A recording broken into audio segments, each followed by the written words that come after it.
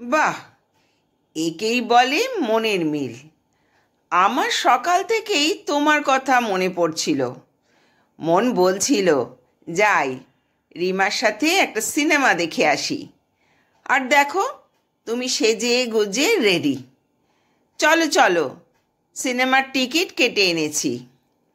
মহাশয়, আনন্দে আত্মহারা হওয়ার কোনো কারণ নেই।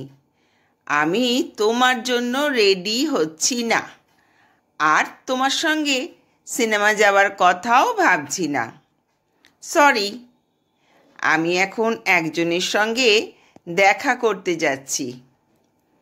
রোহিত বলল, দেখা করতে যাচ্ছ? অন্য কারোর সাথে? এটা তো হতে পারে না। তবে তুমি যখন বলছো মেনে নিলাম, কিন্তু এত সেজে কেন? রিমা বলল, তুমি জানো না আগে দর্শনধারী। আমাকে দেখে যদি মুখ ঘুরিয়ে নেয় তাহলে তো এই দেখাই শেষ দেখা হবে বন্ধু। রোহিত বলল, কে সেই ভাগ্যবান রিমা, যার জন্য তুমি এত ছটফট করছো? খুব হ্যান্ডসাম নিশ্চয়ই। রিমা বলল, তাই যেন হয়। সে যেন আমার স্বপ্নের রাজপুত্র হয়, যার ছবি আমি একটু একটু করে আমার মনে এঁকেছি। আজ প্রথম দেখা, ঘুরে এসে নিশ্চয়ই তোমাকে জানাবো। এখন তো সে আমার জন্য অপেক্ষা করছে। আমি আর সময় নষ্ট করব না। আসি রোহিত। রোহিত বলল, আমার হৃদয় ভেঙে যাচ্ছ যখন যাও। Good luck. কি হলো ব্যাপারটা?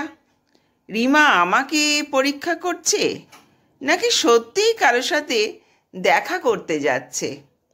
দেখতে হবে তো বিষয়টা কি। বলে রোহিত রিমাকে ফলো করতে লাগলো। কালু, কালু, দেখ তো ঘড়িতে কটা বাজে। ভাস্কর বলল। ছোটবাবু, 5টা বাজে। কিন্তু রিমা তো বলল 4:30টার সময় আসবে। 5টা বেজে গেল, এখনো তো এলো না।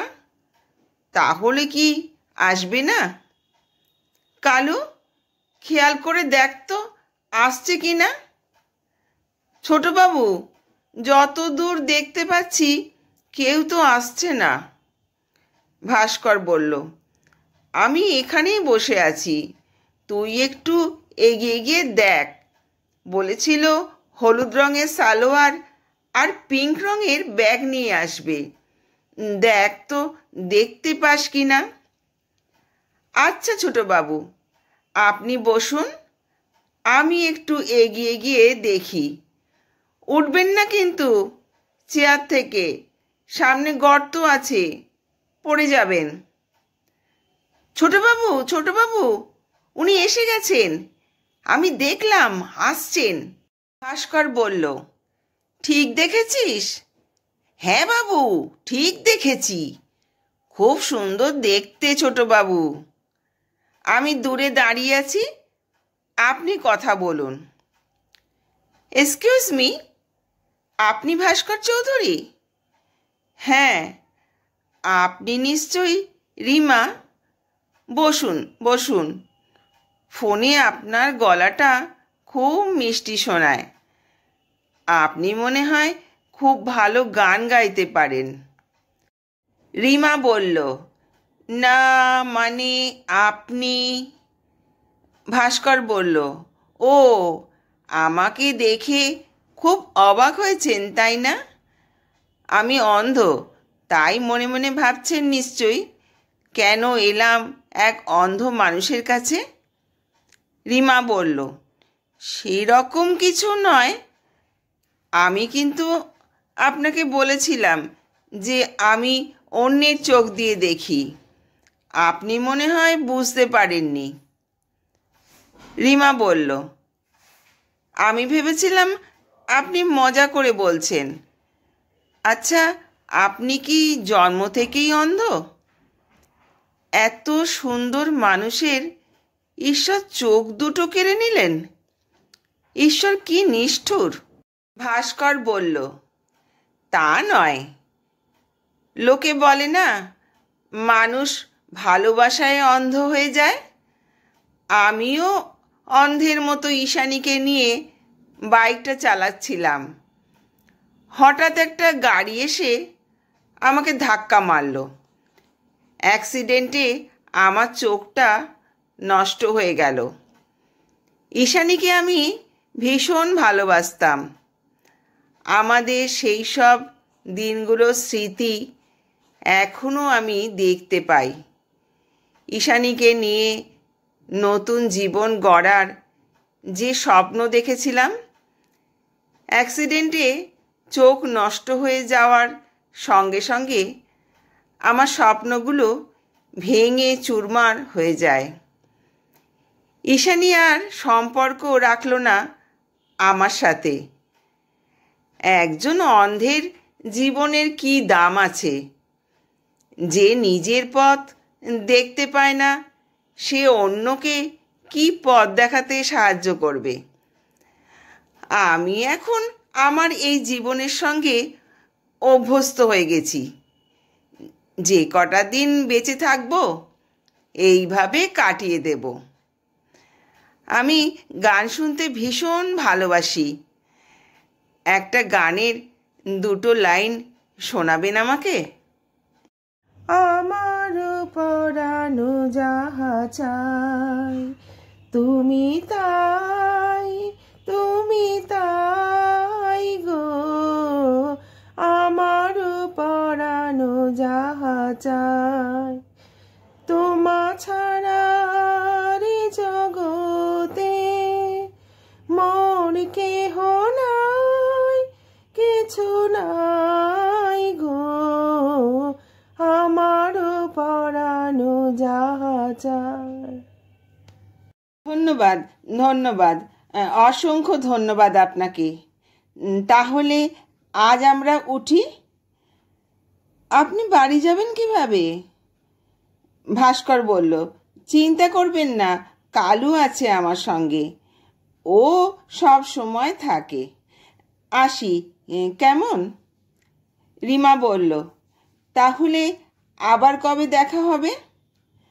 ভাস্কর বলল, আবার দেখা করার ইচ্ছা তোমার আছে? আমি অন্ধ জেনেও তুমি আমার সঙ্গে সম্পর্কে জড়াতে চাইছো? কি অদ্ভুত মেয়ে তুমি! রিমা বলল, আপনার সঙ্গে কথা বলতে বলতে আপনাকে আমার ভীষণ ভালো লেগেছে, তাই আমরা খুব ভালো বন্ধু হতে পারি। আর ভালো বন্ধু হলে বারবার দেখা করতেও পারি। আজ আসি। রিমা বাড়ি ফিরতেই কিছুক্ষণ পর রোহিত এলো। কি ম্যাডাম, দেখা হলো? রিমা বলল, হ্যাঁ, দেখা হলো। একদম আমার স্বপ্নে আঁকা রাজকুমার। রোহিত বলল, কিন্তু তোমার স্বপ্নের রাজকুমার যে অন্ধ। আমি তোমার পিছন পিছন গিয়েছিলাম তুমি কোথায় যাচ্ছ সেটা দেখতে। রিমা, তুমি আমাকে ভালো না বাসলেও আমি তোমাকে ভালোবাসি। রিমা বলল, রোহিত, ভালোবাসা এক অদ্ভুত অনুভূতি।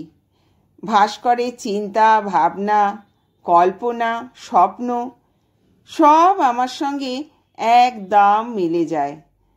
তাই আমি ওর সঙ্গে দেখা করতে গিয়েছিলাম। কে সেই ব্যক্তি যার সঙ্গে আমার এত মিল? আর ওকে দেখে সত্যি আমি ভালোবেসে ফেলেছি। রোহিত বলল, তবে অন্ধ একজনকে ভালোবেসে জীবনে চলা অনেক কঠিন। রিমা বলল, আচ্ছা রোহিত, তুমি না আমায় ভালোবাসো, তাহলে কোনো কারণে আমি যদি অন্ধ হয়ে যাই তাহলে তুমি আমাকে ছেড়ে চলে যাবে, তাই না? রোহিত, না না, তা কেন? এরপর রিমা একদিন ভাস্করকে নিয়ে চোখের ডাক্তারের কাছে গেল। ডাক্তারবাবু পরীক্ষা করে বললেন, যদি কোনো ডোনারের ব্যবস্থা করা যায় তাহলে হয়তো ভাস্কর আবার দৃষ্টি ফিরে পেতে পারে। ভাস্কর অপেক্ষা করতে লাগলো ডোনারের জন্য। অবশেষে বেশ কিছুদিন বাদে ডাক্তারবাবু ফোন করে ভাস্করকে বললেন হাসপাতালে ভর্তি হয়ে যাবার জন্য, ডোনারের ব্যবস্থা হয়ে গেছে। ভাস্করের অপারেশন হলো।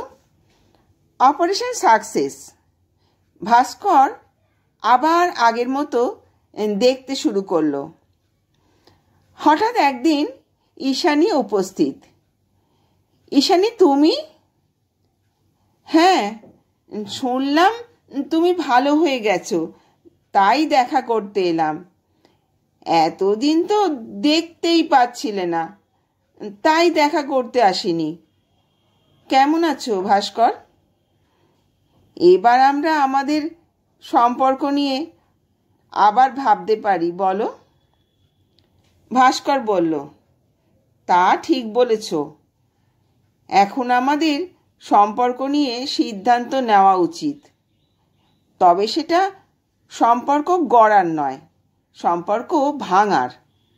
আজ থেকে আর কোনো দিন তুমি আমার সঙ্গে যোগাযোগ করার চেষ্টা করবে না, এটাই আমার শেষ কথা।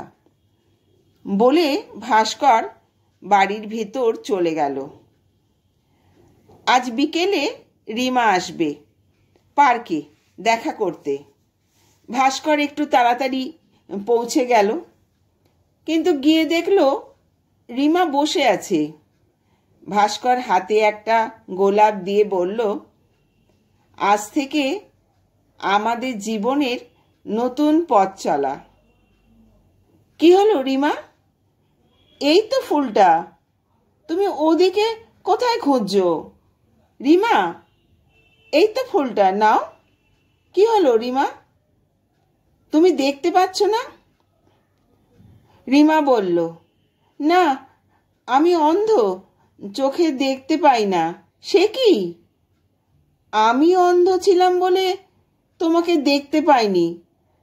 তোমার তো বলা উচিত ছিল তুমি অন্ধ। একজন অন্ধ মেয়েকে বিয়ে করে সংসার করা অসম্ভব, অসম্ভব আমার পক্ষে।